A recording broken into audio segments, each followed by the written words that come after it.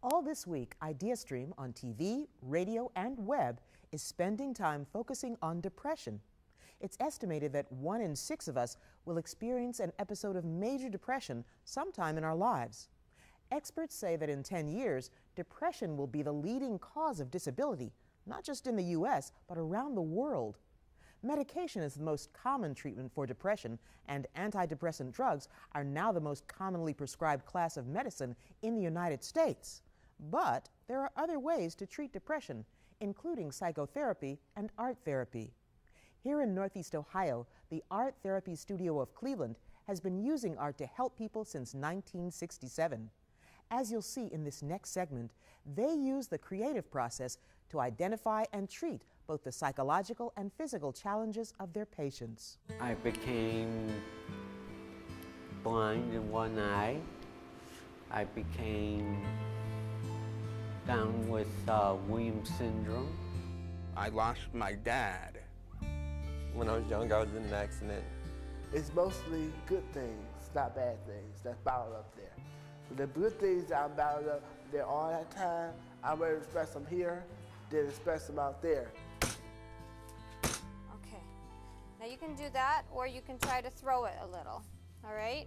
If you have somebody who's really had a traumatic event in their life or has some psychological problem that's really blocking them, you really need somebody who's able to really then take that art, know what to do with that person so that they feel comfortable going forward and letting that particular information out.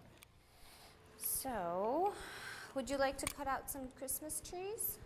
Do you know how to cut out the Christmas tree? I think it can say something about how well are they adjusting, or are they having a struggle. Sometimes something will come up in the art that reflects a personal problem that they might be having. A lot of times we are not real honest with ourselves about what's going on, but that art leads us and gives us that opportunity in a pretty safe kind of way. I felt like everything just fell apart on me. So I needed something to keep me grounded. We really begin to try to get them to use that art process to really express something about what's going on. And they may not tell us in specific words, this is what's happened, because they're not ready to or they can't. But we really begin to get that picture, literally, from the artwork about what's happening with that person. And again, that leads us on to helping them either tell more about it or try to get some help from another source to evaluate them medically or evaluate some other different aspect about what's going on. So it really helps us say, that's a really unique thing that you've done that's different than anybody else. And that's information that then we use as a way of really helping people begin to conquer whatever difficulty they're having and can really then grow from it.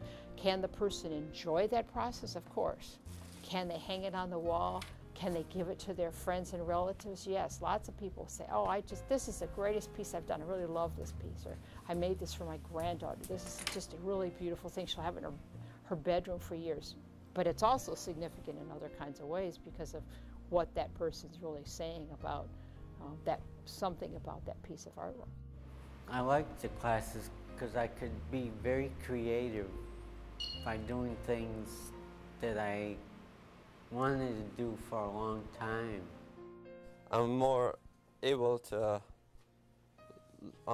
move my body parts, like my right arm can move a lot easier, and it's just, this is such a outstanding outlet.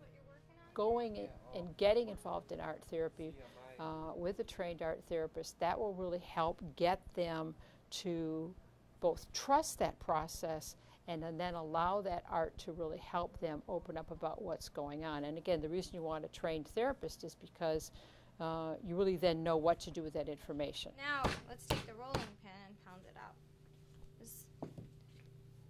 It certainly gives us information about how they're functioning, what kinds of problems they might be having, both by how they actually form the art and the images that are there, but also the process that they go through And as art therapists, we're trained to really look at all the different aspects about that art piece and how the person created it to really help us understand what's really happening with that person.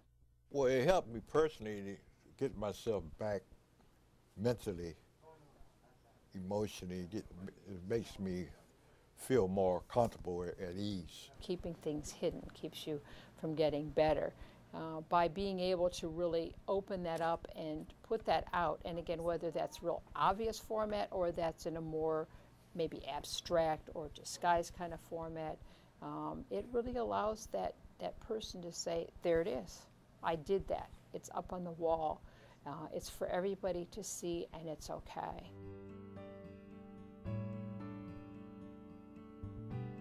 My art is my safe space. When I'm doing art, my mood changes. My mood changes, my heart changes, my focus changes. That's why I do art. Art has given me a foundation, and this is what I feel with my brush strokes. But I haven't had, it's like a lot of encouragement for me because I didn't know how to go about it. And our teacher really encouraged me to do my own designs. As they begin to be more comfortable with the studio and the therapist, they will begin to maybe use the paper more. Maybe there's more movement around as they are able to control their hand more.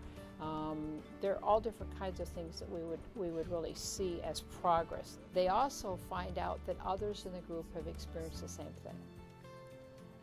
Maybe nobody's even talked about that before. Maybe somebody's gotten assaulted on the street and their purse was stolen or something. Well, nobody talks about that. You don't talk about, well, I was robbed last week and such.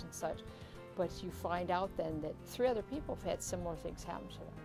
By being able to have the strength to say, here's what happened, or here's my picture about that incident, then people begin to relate to it, and you begin to say, oh, well, that's not so terrible. Other people have lived through that or experienced that. But they say, because of this opening up process, it's helped me get closer to my family, or it's helped me do what I really wanted to do. And so that same thing, I think, happens with the art, because it's out there. It begins to be okay to have that and then get past it. I like to express myself. That's why I changed to art therapy, because I like to express myself. You know, and it's not holding it in all the time and not expressing myself. That's not good. You know, that bottles up for a couple of years, and that makes it just blast out of you, and it'll make good for yourself. So that ain't good. So it's good to express yourself. It has made me feel very, very happy, and I'm more proud of myself now than I was before.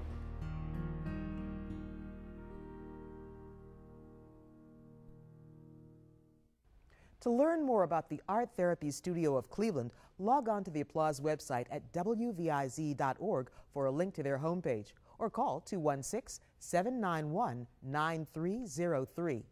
And remember, all this week, IdeaStream on TV, radio, and web is spending time focusing on depression. Go to health.wviz.org for more information and links to special stories, programs, and local resources. For the